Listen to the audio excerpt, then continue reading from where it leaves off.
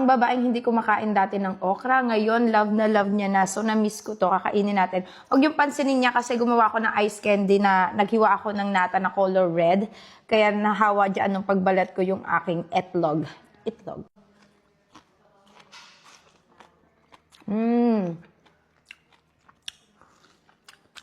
Ang sarap niya, lalo na pag crunchy. Alam niyo ba yung okra, marami yung magagandang benefits. Kaya kahit yung mga blooming products natin, may mga okra extract.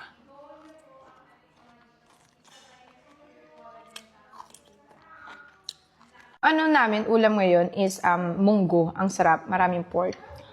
Pero parang feel ko mag-okra. Si Papa pinag-work, yung mga nag-unbox na naman, may pinalagay na naman doon siya sa likod kasi doon siya nagpa-practice ng golf niya pagka hindi kami nag-fairway.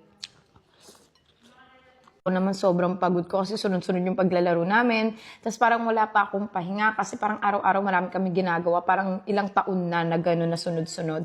But anyway, umorder kayo ng pure collagen natin. Sobrang ganda niyan. And magka-camping pa kami. Oh my God. Yung kakauwi mo lang tapos may agenda ka na naman. Masarap sana siya kung meron akong talbos ng kamote dito.